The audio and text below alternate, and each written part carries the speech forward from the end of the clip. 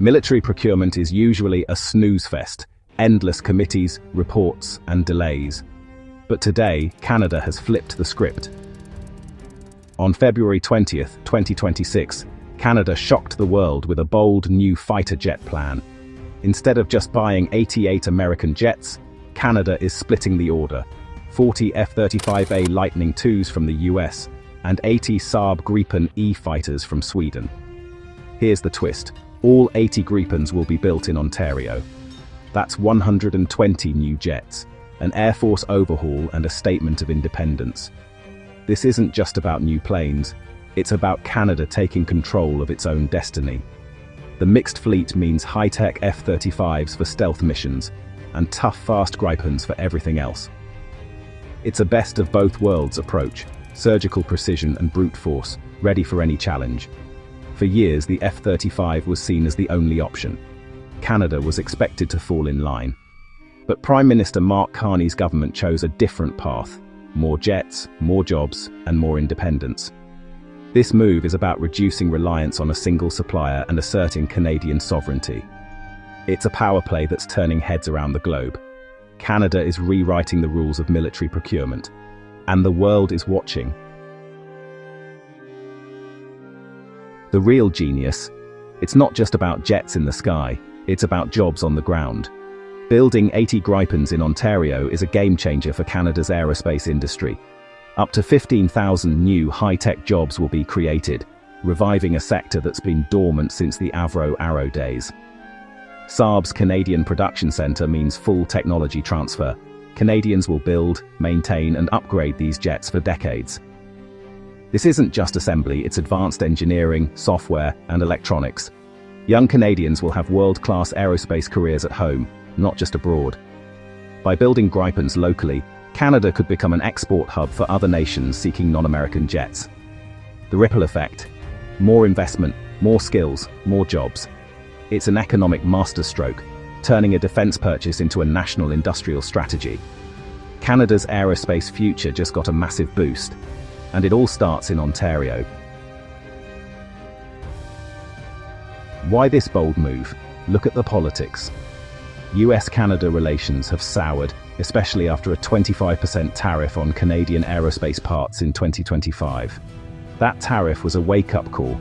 Canada realized it couldn't rely on a single, unpredictable partner for national defense. The risk: the US could ground Canada's fleet by withholding parts or software. The solution? A mixed fleet.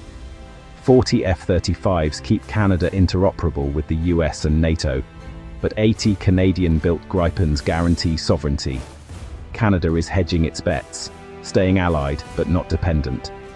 The Gripen offers full Canadian control software, mission data, and production. No foreign government can switch off these jets. It's a clever balancing act, maintaining alliances while protecting national interests. Canada isn't abandoning its friends, it's making sure it can stand alone if needed. This is 21st century independence. Picture the Pentagon's shock when Canada announced its split purchase. For decades, the US assumed Canada would buy only F-35s, part of a seamless, American-led defense network. Canada's decision to add Swedish Gripens disrupts that plan. The US response? Tense. Ambassador Hoekstra even hinted that NORAD agreements might need to change. It's hardball politics, exactly what pushed Canada to diversify. The US saw Canada as a junior partner, but this move demands respect. Canada is asserting its sovereignty, not just as a customer, but as an equal. The Pentagon's surprise is the sound of old assumptions breaking. Canada's message: we have our own vision, and we're not afraid to act on it. Why 2 jets? Because the RCAF needs the right tool for every job. The F-35A is the brains, a stealthy, sensor-packed supercomputer, perfect for first-in, high-risk missions. It's a digital quarterback, sharing battlefield data and giving pilots unmatched awareness. But it's complex, maintenance-heavy, and dependent on US support. Enter the Gripen E, the Brawn. Tough, reliable, and easy to maintain, It thrives in Canada's harsh conditions. It can operate from short runways, even highways or frozen lakes, with high availability and quick turnaround. Built in Canada, the Gripen gives the RCAF full control over software and upgrades. It's faster, more agile, and ready for daily patrols or dogfights. The mixed fleet means Canada gets stealthy intelligence and rugged readiness. It's not about perfection, it's about real-world flexibility. The RCAF is ready for anything, anywhere. That's smart strategy. Side by side, the F-35 and Gripen each shine in their own way. Speed. The Gripen hits Mach 2, faster than the F-35's Mach 1.6 range. The Gripen's 800-mile combat radius outpaces the F-35, perfect for Canada's vast territory. The F-35 is a heavyweight, carrying more bombs and missiles internally for stealth. The Gripen is lighter, nimbler, and excels as an air superiority and strike fighter. The Gripen comes ready with the Meteor missile, one of the world's best, while the F-35 waits for a future upgrade. Each jet brings unique strengths.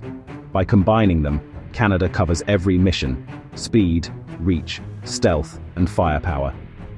It's a tailored toolkit for any threat. The mixed fleet isn't compromise, it's optimization. Canada gets the best of both worlds. This plan is about more than jets, it's about Canada's future. Building Gripens in Ontario revives the spirit of the Avro Arrow and restores sovereign aerospace skills. Full technology transfer means Canada controls upgrades, mission data, and software, true independence. No more risk of foreign powers grounding the fleet. Canada becomes a hub for Gripen exports and a leader in aerospace innovation. This could even open doors to join the UK-Japan Global Combat Air Programme, putting Canadian engineers at the cutting edge of sixth-generation fighters. It's a long-term vision for leadership and security. Canada's plan creates jobs, boosts the economy, and secures the nation's defence. It's a clear message. Canada is ready to chart its own course. The RCAF gets a powerful, flexible fleet, and Canadians get control of their destiny. It's bold, it's smart, and it's about time.